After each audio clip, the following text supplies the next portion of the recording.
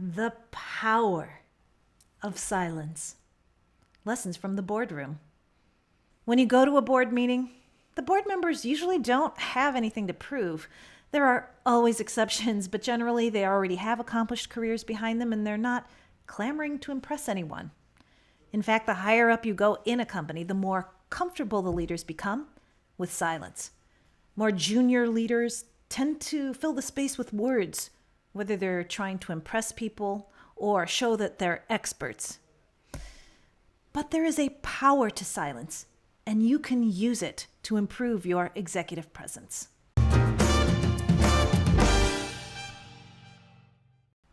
Silence is personal power in action.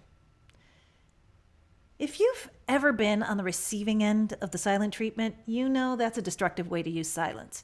But what about using silence constructively? How and when should we use silence in business?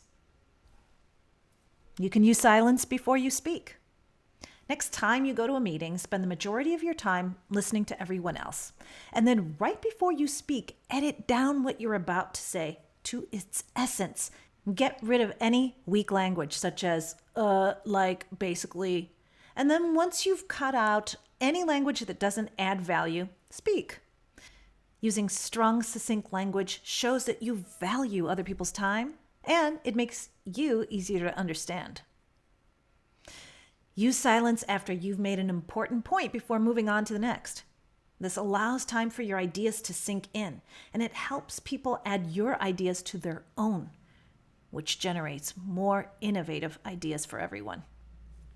Pause after the other person is done speaking.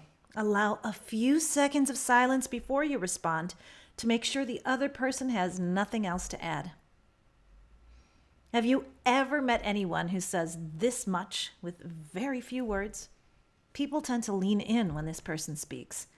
And when you allow for a lot of silence, instead of just trying to fill the space with words, you appear more competent, more knowledgeable, especially if you're expressing twice as much with half the words. If your body language is open and expansive and you practice relaxed breathing as you stay silent, you'll appear calm and self-assured. Next time you feel the impulse to fill the space with words, stay silent. Focus on listening to everyone around you and don't worry about what you'll say next. You'll likely have more valuable insights just pop into your head, and you'll get those insights using half the energy you normally would.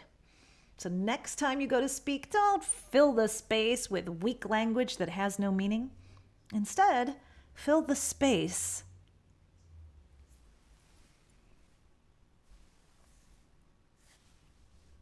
with silence.